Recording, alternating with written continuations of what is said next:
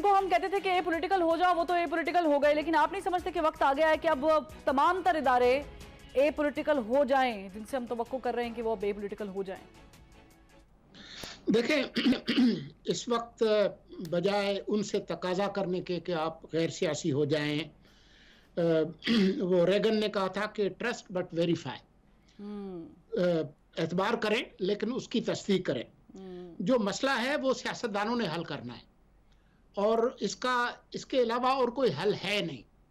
अभी आपने देखा कि जी जब पिछली दफ़ा ये फैसला करने लगे थे तो सियासी नुमाइंदों के जो जमातों के वकला ने बहुत कहा कि जी हमारी बात सुने, उनकी बात नहीं सुनी गई। अब उनको दोबारा बुला रहे हैं। अब ये अगर सियासी जमातें कहें कि जी 2030 में इंतखाबात के लिए हम राजी हैं, तो फिर आइन कहाँ जाएगा? तो ये जो गुंजाइश निकालने वाली बात है वो नजरिया ज़रूरत को जिंदा करने की बात है।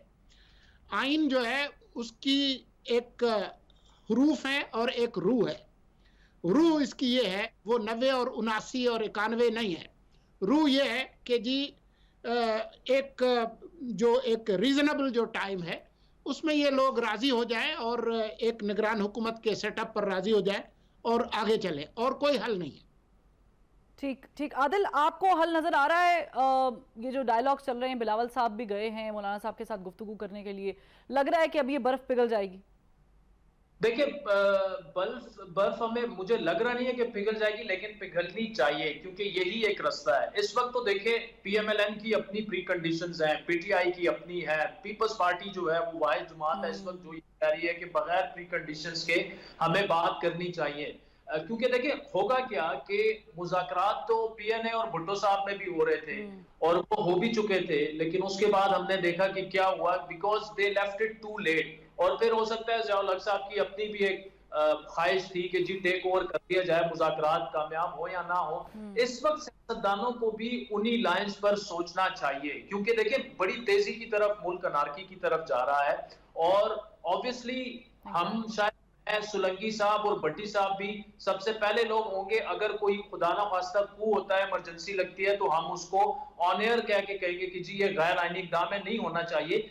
लेकिन हल क्या है? अगर सियासतदान ये ना कर पाए तो क्या मुल्क को इसी तरह एनार्किक सिचुएशन की तरफ धकेलना जो है वो ठीक होगा? आपके पास देखे ना 2-3 वीक के इंपोर्ट के पैसे रह गए हैं आईएमएफ के साथ, जो कि असल जो मसला है इस वक्त आपका, जिस पर सबको बात कर, स्टाफ लेवल का एग्रीमेंट अभी तक आपका नहीं हो पा रहा आईएमएफ के साथ।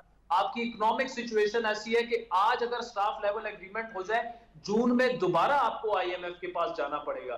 तो जो हमारी इकोनॉमिक सिचुएशन है उसके लिए जरूरी ये है कि ये अनार्किक सिचुएशन खत्म हो। ये जो हम रट लगाए रखते हैं कि जी कल इंतखाबात हो जाए, परसों, भाई आप कल करा ले इंतखाबात, आपस में बैठ जाएं, आपस में ये फैसला करें। अदलिया का काम लोगों को इंसाफ देना है। हजारों की तादाद में, लाखों की तादाद में मुकदमात पेंडिंग पड़े हुए हैं 20-20 साल से।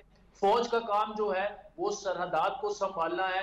उन दो इदारों को अपना काम करने दें, आप आपस में बैठें और किसी तस्फियत तलब हल की तरफ जो है मामले को लेके जाएं, तभी होगा ये मामला।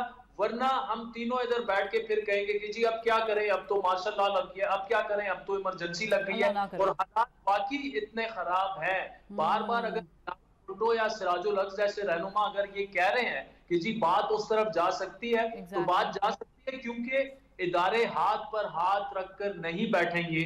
अगर खुदा ना खास्ता इकोनॉमिक सिचुएशन मजीद वर्सन होती है और अनार्की और आईनी बुहरान मजीद बढ़ता है, क्या करेंगे? कौन निकालेगा इस मुल्क को बुहरान से? इक़्तिदार में इमरान खान साहब फिर भी आ जाएंगे, लेकिन एक ऐसे मुल्क जो कि डिफॉल्ट कर जाए, जो भी जिसको भी आप इक़्तिदार में उसका फायदा होगा। इमरान खान साहब क्या करेंगे? ठीक है। आदिल,